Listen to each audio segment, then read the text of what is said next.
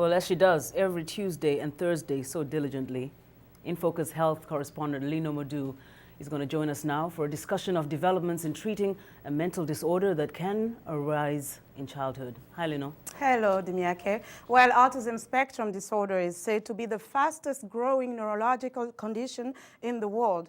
Autistic children and adults often have trouble interacting with others, are slow to learn language, among other things.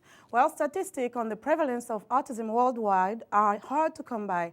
What is the case in Africa? Voice of America's Mariama Diallo has the story of a prominent African woman in Washington, D.C., who is seeking help for African families affected by autism.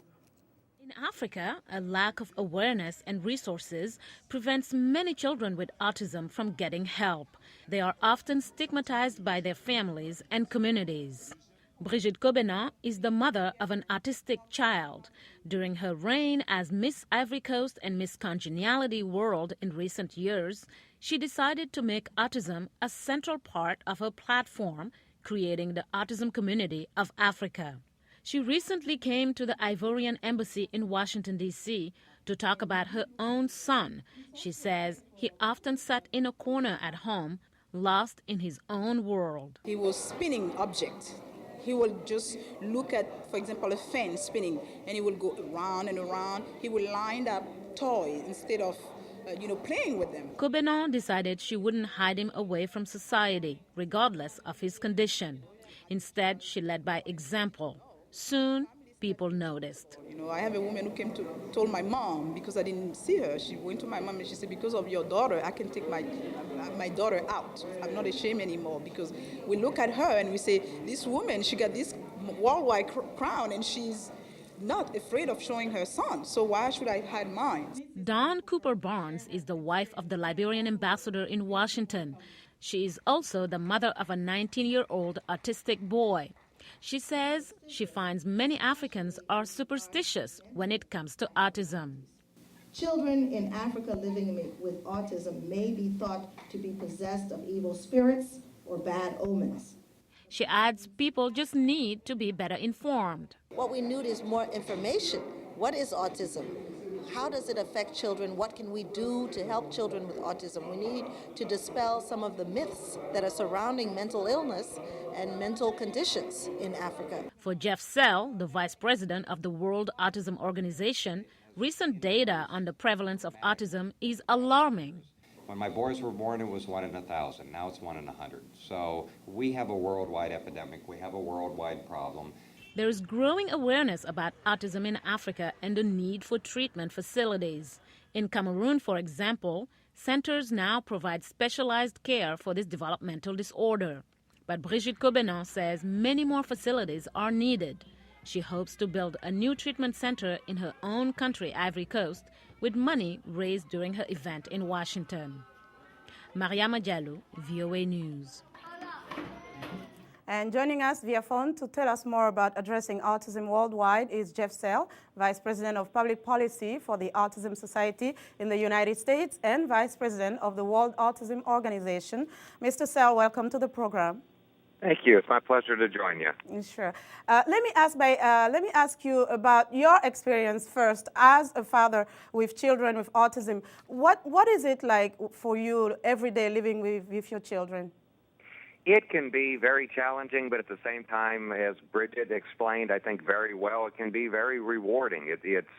I've never shied away from, I have twin sons who are 15 now, and I've taken them with me everywhere I go. I want people to know them. I want people to see them. I want people to understand them, that they have a condition that's known as autism. And I have never really taken the position that I'm going to hide them or be embarrassed by them. They're beautiful boys. I love them, and they've kind of shaped my life and inspired me to do what I do now.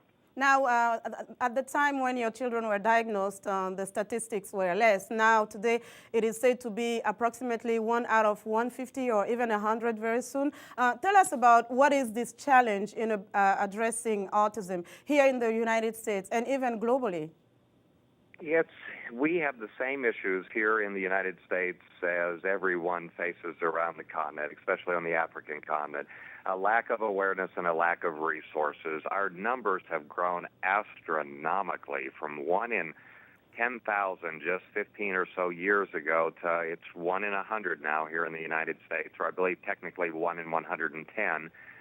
What matters to me is it's 2 in 6 in my family, so the numbers are even more prominent. But we just face a lack of resources and a lack of public awareness. I think we've come a long way, but now we just need to tap into the movement that's going on globally of parents and other professionals forming organizations, developing solutions, and we need to find a way to fund those solutions, to build schools, to educate parents, to educate teachers, educate doctors, and educate government officials and the public so they understand the day-to-day lives that we're living. Now, we know that we saw in the package and that in sub-Saharan Africa specifically, the challenge still remains, even for diagnosis. Tell us what parents should do in a case where they have no resources. They don't even know if their child have autism, but they see some signs that raise the red flag. What should they do if they don't have any professional medical resources? That's the most frightening thing. I think that's when parents turn to other parents or turn to nonprofit organizations or NGOs and seek out help. Until we're able to create awareness among government officials in a variety of different countries around the globe, parents are left to deal with this on our own, and that's frightening. There's not a lot of information in the developing world, whereas we have an abundance of it here in the United States. And what we plan to do here in the United States is take our knowledge and start exporting it, getting back to where America has always kind of led in areas of increasing awareness and taking resources to other continents who don't have very much. I mean, it won't take very much money to educate teachers, educate doctors, and educate parents and help them to deal with the situation that they're facing in the context of autism. But until we actually do it, we're going to have a problem. Well, Mr. Sells, that's all the time we have today. Okay. Thank you so much for joining us. It was my pleasure. Thank you. Sure. And that was Jeff Sell with the World Autism Organization. Dimiaki? Well, thank you so much, Linord, for joining us today. And for our viewers, Linord Moudou joins us every Tuesday and Thursday and always has the latest health news right here on In Focus.